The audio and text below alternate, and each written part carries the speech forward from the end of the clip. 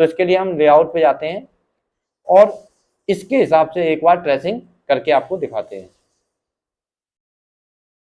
कि इसके हिसाब से हमें ट्रेसिंग कैसे करेंगे। अगर हमारा किसी के पास हार्डवेयर सोल्यूशन नहीं है, अगर सर्किट है, तो हम उसकी प्रॉपर कैसे ट्रेस कर सकते हैं कि मोबाइल को, कि हमें कैसे कंपोनेंट को सर्च करना है, कैसे उसकी लोकेशन देखनी है, कैसे उसको चेक करना है कि वो सही है या खराब है। तो इसके लिए ये हमारा बोर्ड व्यू है, लेआउट है, जैसे इस प्रकार इसमें दिया गया है। हम इसको एक बार दिखाते हैं आपको।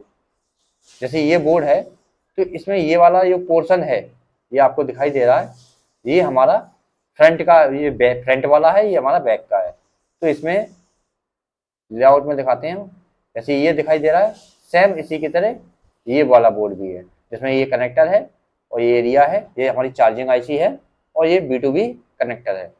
तो हम लेआउट पे जाते हैं तो हमारे यहाँ पर ये दिखाई दे रहा है, ये B2B कनेक्टर है और ये हमारी चार्जिंग आईसी है। तो B2B हम कनेक्टर पर क्लिक करते हैं। जैसे ही हम यहाँ पे डबल क्लिक करेंगे हमारा ये कॉपी हो जाएगा यहाँ पर। उसके बाद स्कीमेटिक में आएंगे, स्कीमेटिक में आके यहाँ राइट क्लिक करेंगे, पेस्ट करेंगे और नेक्स्ट करेंगे। जैसे ही हम नेक्स्ट करेंगे हमारा ये B2B कनेक्टर आ जाएगा। देखो यहाँ लिखा हुआ B2B कनेक्टर। तो यहाँ पर यहाँ पिन दी गई हैं 1 नंबर से 34 नंबर तक पिन यहाँ दी गई हैं, जिसमें देखो यहाँ ये पॉइंट दिया गया है, यहाँ से निकल के यहाँ एक डॉट दिया है, इसका मतलब इस लाइन में ये लाइन जुड़ी हुई है। उसके बाद ये आगे गई है लाइन, आगे जाके यहाँ एक डॉट दिया है, इसका मतलब इसी लाइन में ये वाली लाइन 20 नंबर जो पिन है वो जुड़ी हुई है। उसके बाद क्योंकि ज़्यादातर लोग ये सर्किट में ये देख के घबरा जाते हैं कि ये कौन सी लाइन किससे जुड़ी है किससे नहीं है, वो सारी लाइनों को एक समझ लेते हैं। लेकिन जहाँ भी ये पॉइंट लग जाए उसका मतलब होता है कि ये उस लाइन से जुड़ी हुई है। जैसे ये 23 नंबर पिन है, वो 20 नंबर जो पिन थी उससे जुड़ी हुई है। उसके बाद और आगे में बढ़ते हैं हम, तो यहाँ ये पिन 28 नंबर पिन भी इससे जुड़ी हुई है और 34 नंबर पिन भी इससे जुड़ी हुई है, जो आगे जाके ये ग्राउंड का सिंबल है। जो मोबाइल में, पूरे मोबाइल में ज़्यादातर ग्राउंड ही होते हैं, ये ग्राउंड से जुड़ी हुई है। ऐसे ही हमारे यहाँ पर भी 31 नंबर पिन और 15 नंबर पिन और इससे आगे 12 नंबर पिन देखो यहाँ जुड़ी हुई है, और इसके आगे 10 नंबर पिन ये भी इसमें जुड़ी हुई है, जो हमारी ग्राउंड है। तो हमें ये समझ लेना है कि हमारा ग्राउंड कौन सा है। जो पिन जुड़ी होती हैं एक दूसरे से और आगे जाके वो कहीं मिल रही हैं तो वो ग्राउंड है उसका। इसके बाद यहाँ पर ये अपनी खुद की लाइनें हैं, इसकी 7 नंबर 8 नंबर जुड़े हुए हैं आपस में, BPH के लिखा हुआ है यहाँ पर, और 5 नंबर और 4 नंबर NC है, ये कहीं लाइन नहीं जा रही हैं। उसके बाद 29 नंबर 30 नंबर पिन, 29 नंबर और 30 नंबर पिन, और यहाँ पर 1 नंबर 2 नंबर और 3 नंबर पिन, ये पिनें आपस में जुड़ी हुई हैं, ये जुड़ी हुई हैं पिनें। और ये पिनें कहाँ जा रही हैं हम दिखाते हैं। ये USB, ये बीबस USB इन, जो 5 वोल्टेज की जो बीबस की सप्लाई आती है, वो सप्लाई जब B2B कनेक्टर पे आएगी 29 नंबर 30 नंबर 1 नंबर 2 नंबर और 3 नंबर इन पिनों पे आएगी, जो हमने यहाँ देखा था। देखो यहाँ देखा था कि यहाँ पर जो आ रही हैं बीबस, यहाँ फिर थोड़ा ही बीच में दिखाया, जबकि इन पिनों पर भी उनका बीबस आ रहा है। तो यहाँ पर जब बीबस आएगा तो इससे आगे हमने बताया था आपको एक TP लगी होती है, तो इसमें भी हम देखेंगे सर्किट में जाके कि ये बीबस की सप्लाई जा रही है, उसमें एक TP लगी हुई है, टेस्ट पॉइंट। TP मतलब टेस्ट पॉइंट। तो इस पर हम डबल क्लिक करेंगे और लेआउट में जाके यहाँ पेस्ट कर देंगे। जैसे हम यहाँ पेस्ट करके नेक्स्ट करेंगे, ये हमारा TP बता देगा कि बीबस की जो सप्लाई आ रही थी वो हमारी इस TP पे आ रही है। यानी कि हम B2B अगर पत्ता लगा देंगे, यहाँ पर जो B2B पत्ता होता है सब बोर्ड से मेन बोर्ड तक, यहाँ पत्ता लग जाएगा तो यहाँ हम वोल्टेज चेक नहीं कर पाएंगे। तो हम यहाँ TP पे चेक कर सकते हैं कि हमारे 5 वोल्टेज हमें मिल रहे हैं या नहीं मिल रहे हैं। तो हम 20 वोल्ट पे लगा कर, वो DC वोल्टेज पे लगा के, अगर हमारा मल्टीमीटर ऑटोमेटिक है तो DC वोल्टेज पे लगा कर यहाँ हम 5 वोल्ट की सप्लाई चेक कर लेंगे कि हमारा सब बोर्ड से अगर मेन बोर्ड में वोल्टेज आ रहा है या नहीं आ रहा है, ये चेक कर सकते हैं। अगर नहीं आ रहा है तो हम नीचे से, जो हमने सब बोर्ड में आपको दिखाया था, यहाँ से हम किसी भी कंपोनेंट से 5 वोल्ट की सप्लाई इस टीपी पे मार सकते हैं और 5 वोल्ट की सप्लाई अपनी बना सकते हैं। उसके बाद आगे हम ट्रेस करेंगे। इस टीपी के बाद हमारा एक यहाँ पर डायोड लगा हुआ है जिसे बोलते हैं टीवीएस डायोड।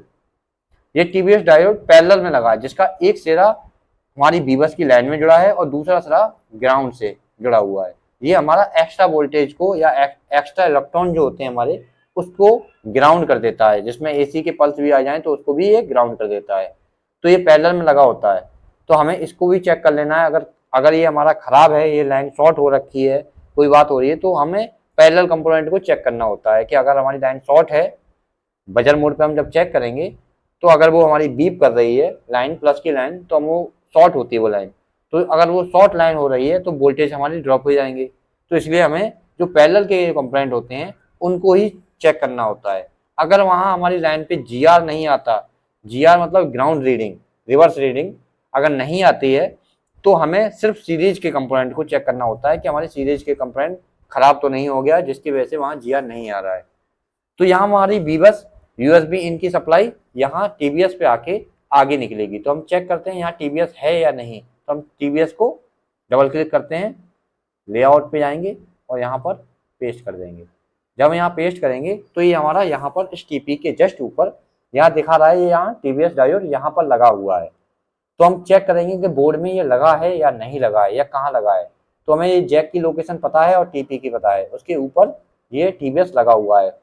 तो मेन बोर्ड में जाते हैं या कंपोनेंट नेम में जाते हैं, तो यहाँ पर ये हमारी टीपी थी। इस टीपी के ऊपर यहाँ टीवीएस बता रहे हैं जो पैरेलल में लगा था, यानी कि इसके हटने पर भी लाइन ब्रेक नहीं होगी क्योंकि ये पैरेलल में लगा हुआ है। अगर ये सीरीज में लगा होता तो इससे लाइन ब्रेक हो जाती। तो ये पैरेलल में लगा हुआ था, तो यहाँ इन्होंने ये नहीं लगाया हुआ है टीवीएस, तो इससे हमें कोई दिक्कत नहीं, इससे ही आगे लाइन जाएगी। तो हम यहाँ भी चेक कर सकते हैं 5 वोल्टेज और हमारा यहाँ भी कर सकते हैं। ये हमारा ग्राउंड है। तो इसके बाद हम आगे जाएंगे। बीबस की ये लाइन है, इस पर हम क्लिक करेंगे। सिंपल एक क्लिक करना है हमें। जैसे ही हमने इस पर क्लिक करेंगे ये हमारा लाइन आएगी इस टाइप से। अब ये लाइन हमारी बीबस यूएसबी बीबस इन की लाइन है जो 5 वोल्टेज की लाइन है। तो ये हमारी इस कैपेसिटर पे जाएगी। पहले नंबर पे हमारा ये कैपेसिटर पड़ेगा जो पैरेलल में लगा हुआ है। कैपेसिटर ज्यादातर हमारे पैरेलल में ही मिलते हैं। तो ये 25 वोल्टेज तक इसकी क्षमता है। अगर यहाँ 25 वोल्टेज तक भी आएगा तब भी ये कैपेसिटर इसको एब्जॉर्ब कर लेगा, झेल लेगा। इसके बाद इस पर हम डबल क्लिक करेंगे कंपोनेंट के नंबर पे और इसके बाद हम लेआउट में जाएंगे और यहाँ पर इसकी लोकेशन पेस्ट करेंगे और इसकी लोकेशन हमें मिल जाती है यहाँ।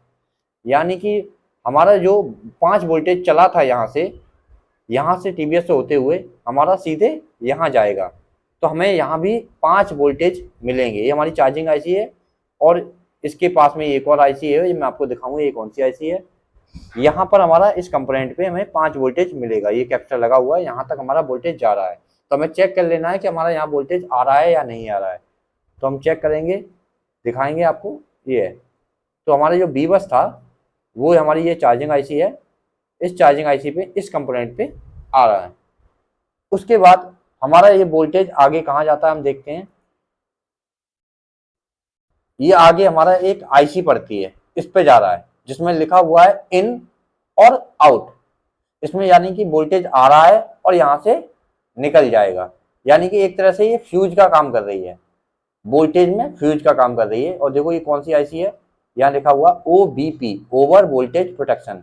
यानी कि एक तरह से का फ्यूज का काम कर रही है जिससे यहाँ वोल्टेज आए और अगर ये वोल्टेज ज़्यादा आ जाते हैं तो ये खराब हो जाए और चार्जिंग जो आईसी में ये बीबस जाएगा तो वो चार्जिंग आईसी हमारी सेफ रहे। इसलिए एक प्रोटेक्शन के रूप में इस OVP आईसी को लगाया गया है। तो जब बीबस यहाँ आएगा तो यहाँ से आउटपुट करेगा। तो आउटपुट हमारा देखेंगे किस कैपेसिटर पर आता है। हमारा ये कैपेसिटर लगा हुआ है 1 माइक्रोफैराड का, ये कैपेसिटर लगा हुआ है। यहाँ कैपेसिटर अगर कोई कैपेसिटर या कंपोनेंट लगा हुआ है तो यहाँ पर उसकी पूरी वैल्यू की जानकारी दे दी जाती है। तो हम कैपेसिटर पर क्लिक करेंगे और इस कैपेसिटर को इस लेआउट में आके पेस्ट करेंगे। तो हमें इसकी लोकेशन पता चलती है कि उसके जस्ट नीचे यहाँ पर यहाँ वोल्टेज इसका आउटपुट होगा। इनपुट यहाँ 5 वोल्टेज आएगा और 5 वोल्टेज आउटपुट इसका OVP आईसी बाहर निकालेगी, क्योंकि ये एक फ्यूज का काम कर रही है। तो इसका जो इनपुट होगा वही इसका आउटपुट होगा। अगर उससे ज़्यादा इनपुट आता है तो ये खराब हो जाएगी और आउटपुट इसका नहीं देगी, जिसकी वजह से हमारी चार्जिंग आईसी बच जाएगी, सेफ हो जाएगी। तो हमारा जब 5 वोल्टेज इनपुट है तो 5 वोल्टेज यहाँ से आउटपुट होना चाहिए। अगर ये खराब हो जाएगी तो हमें इसको सही करना है या फिर चेंज करना है, या फिर इसको बाईपास भी हम कर सकते हैं, क्योंकि इसमें इनपुट और आउटपुट है। इसमें कोई भी डाटा क्लॉक, I2C प्रोटोकॉल, कोई प्रोटोकॉल नहीं है, काम नहीं करते। ये हमारी एनालॉग आईसी होती है। ये डिजिटल आईसी वो होती है जहां पर हमारे इनेबल के सिग्नल आते हों या फिर डाटा क्लॉक की लाइन हो, I2C प्रोटोकॉल हो। वो उसके बारे में आपको हम समझाएंगे अभी थोड़ी देर में कि I2C प्रोटोकॉल क्या होता है। तो यहाँ वोल्टेज इन होगा और आउट होगा। तो यहाँ इस कंपोनेंट पे हमारा वोल्टेज आउटपुट होगा, जो हम यहाँ दिखा रहे हैं यहाँ पर। अगर यहाँ आउटपुट नहीं होता है तो हम इस आईसी को बाईपास भी कर सकते हैं, यानी कि हमें इनपुट वाले वोल्टेज को आउटपुट वाले वोल्टेज से जोड़ देना है, जिससे हमारी ये आईसी पूरी तरह से एक तरह से बाईपास हो जाएगी। यानी कि 5 वोल्टेज हमारा यहाँ भी आने लगेगा। लेकिन इससे नुकसान यह है कि आगे चल के कभी भी चार्जिंग से लगाने पर, चार्जर लगाने पर अगर वोल्टेज ज़्यादा आ जाता है तो ये आईसी जब होगी नहीं तो ये सीधा करंट जो आउटपुट ज़्यादा आया है चार्जर से वो सीधा हमारे आईसी में चला जाएगा, जिसकी वजह से हमारी चार्जिंग आईसी भी खराब हो सकती है। तो हमें ध्यान रखना है कि अगर हमारी आईसी ओवीपी आईसी खराब हो तो कोशिश करो कि ओवीपी आईसी लगा दो, जिससे चार्जिंग आईसी सेफ रहे। इसके बाद यहाँ से वोल्टेज आउट होके आगे जाएंगे, जो हमारी इस आईसी में पहुंचेंगे। ये हमारी पावर चार्जर आईसी है, यानी कि चार्जिंग आईसी है, जिसके अंदर BQ25601 करके आईसी लगी हुई है। ये हमारी BQ25601 आईसी है, चार्जिंग आईसी। तो इस चार्जिंग आईसी में हमारा बीबस इंटर होगा। उससे पहले कई सारे फिल्टर के लिए कैपेसिटर लगे हुए हैं, जिसपे हम वोल्टेज चेक कर सकते हैं, चाहें तो कि वोल्टेज आ रहे हैं या नहीं आ रहे हैं। अगर ये लाइन शॉर्ट होती है तब इन कंपोनेंटों को हमें चेक करना होगा कि कहीं ये खराब तो नहीं है। अब इसके बाद यहाँ पर दे दिया हुआ है इस आईसी में 1 नंबर और 24 नंबर। यहाँ सबसे बड़ा नंबर 24 नंबर है, यानी कि इसमें 24 पिन की ये आईसी है, जो हमने आपको यहाँ पर दिखाया था कि ये 24 पिन की आईसी है, जिसमें हमने बताया था कि 1 नंबर और 24 नंबर पिन पे बीबस आता है, इनपुट होता है। तो यहाँ पर हम दिखाते हैं 1 नंबर और 24 नंबर, ये बता रहे हैं इसके सर्किट में भी कि 1 नंबर और 24 नंबर पे हमारा बीबस आएगा, यानी कि 5 वोल्टेज की सप्लाई इसमें इंटर होगी। अब ये हमारी चार्जिंग आईसी है, तो चार्जिंग आईसी आउटपुट में ही वोल्टेज ही निकालेगी, क्योंकि ये हमारी नेटवर्क आईसी नहीं है। नेटवर्क आईसी होती तो नेटवर्क में वोल्टेज आता आईसी में और वो हमारी फ्रीक्वेंसी या नेटवर्क से रिलेटेड सिग्नल ही निकालती, उसमें वोल्टेज आउटपुट नहीं होता। ये हमारी वोल्टेज की आईसी है, तो यहाँ भी वोल्टेज ही आउटपुट होगा। तो इसका जो इनपुट वोल्टेज है वो 5 वोल्टेज है, जो बीबस इसमें इनपुट हो रहा है। अब यहाँ पर अब इसके हम लाइनों के बारे में आपको बताते हैं, समझाते हैं कि जब इसमें 5 वोल्टेज इनपुट होगा तो यहाँ हमें PMID करके एक लाइन होती है, जो आईसी की कंडीशन बताती है कि आईसी सही है या खराब है। लेकिन ये प्रॉपर नहीं बता सकती है, बस ये बता सकती है कि आईसी सही है, लेकिन प्रॉपर सही है उसके लिए हमें उसकी डाटा क्लॉक की लाइनें भी चेक करनी होती हैं। ये हमारे डाटा क्लॉक की I2C की लाइनें लगी हुई हैं, इसके बारे में आपको बताएंगे हम। तो यहाँ हम 5 वोल्टेज चेक कर सकते हैं कि हाँ हमारा 5 वोल्टेज आ रहा है और ये हमारी आईसी प्रॉपर वर्क करने के लिए तैयार है। उसके बाद यहाँ पर जब 5 वोल्टेज आता है तो हमारा सिस्टम वोल्टेज और स्विचिंग वोल्टेज और सिस्टम वोल्टेज बनते हैं, जो एक ही लाइन में होते हैं, जो हमारा BPH पावर कहलाता है। लेकिन हमें इससे मतलब नहीं है, क्योंकि हमें चार्जिंग से रिलेटेड देखना है, तो हमें इस लाइन पे नहीं जाना है। हमें इसमें सिर्फ एक ही चीज देखनी है, BTST लाइन। BTST लाइन होती है वो हमारा बूट कैप के रूप में जानी जाती है, जिसे हम बूट कैप कहते हैं, बूट कैप या BTST कैप बोलते हैं। ये हमारा इसका लाइन का काम होता है कि मोबाइल को चलते चलते जब हमने चार्जिंग लगा दी है तो हम उसको यूज भी करते हैं। कभी कभी हम देखते हैं हम मोबाइल को चार्जिंग पर लगाते हैं और उसको यूज भी करते रहते हैं। अगर हम 5 वोल्ट की सप्लाई में मोबाइल में चार्जर लगा के मोबाइल को यूज भी करेंगे तो उस कंडीशन में मोबाइल स्लो चार्ज होना चाहिए, क्योंकि हम मोबाइल को यूज कर रहे हैं। तो चार्जिंग में दिक्कत आनी चाहिए क्योंकि स्लो चार्ज होगा मोबाइल। तो इसका इस्तेमाल इसीलिए किया गया है कि ये बूस्ट करता रहे वोल्टेज को, यानी कि हमने चार्जिंग लगाई है तो बैटरी को भी वोल्टेज प्रॉपर मिलते रहे और मोबाइल भी हमारा चलता रहे, हम जिसको चार्जिंग में लगा के चलाते भी रहे और मोबाइल भी चार्ज होता रहे। इसलिए BTST कैप का इस्तेमाल किया जाता है। यहाँ पर सिस्टम ये रहता है कि यहाँ एक तरफ 4 वोल्टेज रहेंगे और एक तरफ 8 वोल्टेज बनते हैं, जिससे क्या है कि हमारा मोबाइल भी चलता रहे और चार्ज भी होता रहे, बूस्ट होता रहे और चार्जिंग सही से चलती रहे, फास्ट चार्जिंग होती रहे। तो यहाँ पर जो कैप लगा है ये हमारा सीरीज में लगा हुआ है, एक तरफ IC से जुड़ा हुआ है और दूसरा BPH की लाइन में जुड़ा हुआ है सीधा। तो यहाँ बूट कैप को हमने चेक कर लेना है कि ये बूट कैप सही है, वोल्टेज बना रहा है या नहीं बना रहा। हमें इस IC के पास में जब हमारा बीबस एंटर होगा तो ये चेक कर लेना है कि यहाँ पर जो BTST कैप लगा हुआ है ये क्वालकॉम की IC है, ये ध्यान रखना। ये क्वालकॉम के IC जो होते हैं सेट होते हैं उसमें ये मेथड काम करता है। तो उसमें ये देखना है कि BTST जो कैप लगा हुआ है उसमें 4 वोल्टेज और एक तरफ 8 वोल्टेज बन रहे हैं या नहीं बन रहे हैं। तो यहाँ पर हमें इसे चेक करने के लिए कि कहाँ लगा है तो हमें ये भी चेक कर लेना है। तो इसके लिए क्लिक करेंगे इस पर और लेआउट पे जाएंगे और यहाँ जाके पेस्ट कर देंगे। जब पेस्ट करेंगे तो हमें यह शो कर रहा है कि यहाँ एक कॉइल लगी हुई है, उसके ऊपर यहाँ छोटा सा एक कैपेसिटर लगा हुआ है। तो हम इसको चार्जिंग में दिखाते हैं। देखो यहाँ ये एक कैपेसिटर लगा हुआ है, यहाँ पर ये कैपेसिटर लगा हुआ है। यहाँ हम चेक करेंगे चार्जिंग लगा के, तो यहाँ जब बीबस इंटर हो रहा है तो यहाँ पर 4 वोल्टेज और एक तरफ 8 वोल्टेज हमें मिलना चाहिए, जिसकी वजह से चार्जिंग अगर ये सही नहीं होगा तो चार्जिंग में समस्या आएगी, चार्जिंग फास्ट नहीं लेगा, स्लो चार्जिंग करेगा। तो जितनी भी स्लो चार्जिंग की भी दिक्कत आएगी वो उस कंडीशन में हमें ये BTST की लाइन जरूर चेक करनी है, यानी कि हमारा बूट कैप सही होना चाहिए। उसके बाद हमारा BBAT निकलता है तो हमें यहाँ चेक करना है इस चार्जिंग IC उसका आउटपुट जो होगा वो BBAT का होगा। तो BBAT हमारा इस कैपेसिटर पे आएगा, ये हमारा कैपेसिटर दिया हुआ है 10 माइक्रोफैराड का, इस कैपेसिटर पे हमारा BBAT आएगा, आउटपुट होगा। तो हम इसका आउटपुट चेक करेंगे कि यहाँ हमें इसका आउटपुट मिलना चाहिए। ये कैपेसिटर लगा हुआ है C0509, इस कैपेसिटर पे हमें जब हमारा इनपुट बीबस हो जाएगा तो यहाँ आउटपुट चेक करना है कि हमें यहाँ पर 3.7 से 4.2 BBAT मिलना चाहिए। तो यहाँ हम दिखाते हैं, ये कैपेसिटर है, इसकी लोकेशन दिखाते हैं। ये कैपेसिटर यहाँ लगा हुआ है, इस चार्जिंग IC के यहाँ लगा हुआ है, यहाँ हमें BBAT मिलेगा। उसके बाद यहाँ अगर BBAT मिल रहा है तो ठीक है, अगर यहाँ BBAT नहीं मिलता है तो इस कंडीशन में हमें सर्किट में जाना है और हमारी ये 3 लाइनें हैं SDA, SCL और इंटरप्ट, ये 3 लाइनें चेक करनी होंगी। अगर यहाँ बीबस इंटर हो रहा है, BTST कैप पे वोल्टेज बन रहे हैं, अगर फिर भी हमारा BBAT आउट नहीं हो रहा तो इस कंडीशन में हमें 3 लाइनों को चेक करना होगा, SDA, SCL और इंटरप्ट लाइन। तो इसमें जो SDA की लाइन होती है और SCL की लाइन, इनको बोला जाता है डाटा की सीरियल डाटा और सीरियल क्लॉक की लाइन। ये हमारी I2C प्रोटोकॉल लिखा हुआ है, यहाँ I2C प्रोटोकॉल होता है। ये I2C प्रोटोकॉल सारे मोबाइलों में मिलता है ज़्यादातर, क्योंकि हमारे 2 तरह के प्रोटोकॉल होते हैं, एक होता है I2C प्रोटोकॉल और एक होता है SPI प्रोटोकॉल।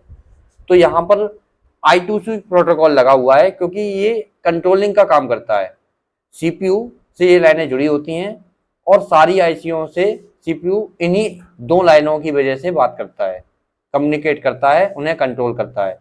अगर ये कंट्रोलिंग की लाइनें मिसिंग होंगी तो ये IC वर्क नहीं करेगी, भले ही ये सही IC हो और आप कितनी भी बार सही IC लगा के निकाल के इसमें लगा दें बोर्ड में अपने मोबाइल में, वो IC आउटपुट नहीं करेगी जब तक उनकी ये दोनों लाइनें सही ना हो। तो इन दोनों लाइनों को हमें चेक कर लेना है।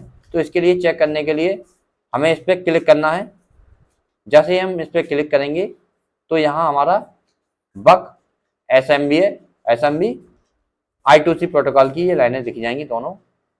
इसमें हमारे 2 रजिस्टर लगे होते हैं, 2.2 किलो ओम के 2 रजिस्टर लगे होते हैं, इनको हमें चेक करना है। जिसपे हमें VREG LDO5, इसका मतलब होता है, स्कोरिंग का मतलब होता है voltage regulator LDO number 5 1.8 voltage, यहाँ पर 1.8 वोल्टेज इसको दिया जाता है पावर आईसी से, और ये सीरीज में लगी होती हैं रजिस्टर। और ये आगे जो लाइन है कहाँ जा रही है मैं आपको बताऊंगा।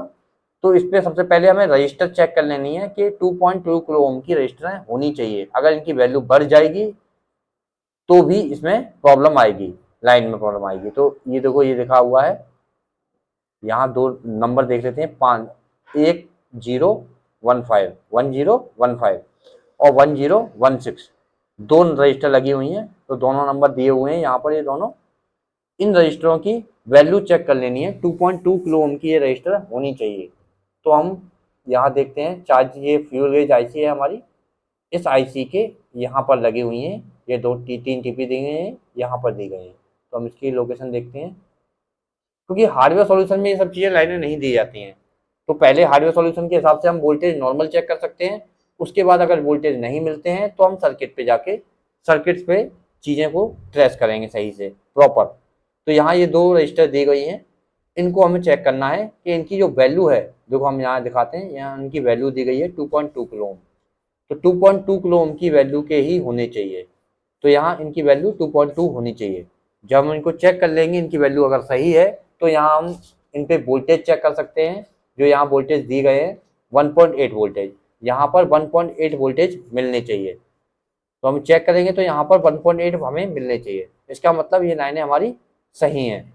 उसके बाद ये हमारी लाइनें आगे कहाँ जाती हैं, हम क्लिक करेंगे। जैसे ही हम इस पर क्लिक करेंगे, ये लाइन हमारी, देखते हैं एक सेकेंड, ये लाइन हमारी GPIO, ये यहाँ हम पहुँचे, और ये हमारी कौन सी आईसी है, U1101। सर्किट में जाएंगे, यहाँ सर्च करेंगे U1101, सर्च करेंगे तो ये हमारी ये आईसी बता रहा है, यानी कि ये हमारी एमएमसी आईसी है और ये वाली आईसी है। तो ये हमारी कौन सी आईसी है, यहाँ हम चार्जिंग डेटा पे जाएंगे, ये हमारी आईसी थी। इसके बाद ये वाली आईसी इस आईसी में जा रहा है, यानी कि हमारी सीपीयू में इसकी लाइनें I2C की लाइनें जारी होती हैं, या सीपीयू कंट्रोल करता है। इसलिए हमने अब आपको बताया कि सीपीयू लाइनों को, आईसीओ को कंट्रोल करता है। कोई भी इस मोबाइल में आईसी होगी उसमें I2C की लाइनें जरूर होंगी। I2C लाइन में अगर कोई खराबी आती है तो वो आईसी वर्क नहीं करेगी। तो हमें I2C की लाइन, अगर वहाँ आउटपुट नहीं हो रहा है तो I2C की लाइन हमें जरूर चेक करनी है। उसके बाद I2C की लाइन हमें चेक करनी है और वो हमारी ओके हैं। तो उसके बाद एक लाइन जाती है यहाँ पर इंटरप्ट की लाइन। ये डुअल वेरिफिकेशन के लिए होती है कि आईसी को जो I2C की लाइन जो जानकारियां दे रही हैं कि हमारी आईसी में वोल्टेज आ रहा है, पूरी तरह से सही है आईसी, ये सारी जानकारियां अगर दे रहा है तो क्या ये प्रॉपर सही दे रहा है या नहीं दे रहा है। इसके लिए डुअल वेरिफिकेशन के लिए सीपीयू से एक लाइन और आती है जिसपे हमें वोल्टेज 1.8 वोल्टेज मिलते हैं LDO5 से, वोल्टेज रेगुलेटर LDO5 नंबर, जिससे हमें 1.8 वोल्टेज मिलते हैं। और ये लाइन सीधी, इसमें वोल्टेज होते हैं 1.8, और ये लाइन हमारी सीधी सीपीयू में जाती है। हम इस पर क्लिक करते हैं तो ये हमारी दिखा देंगे, देखो ये लाइन आई, और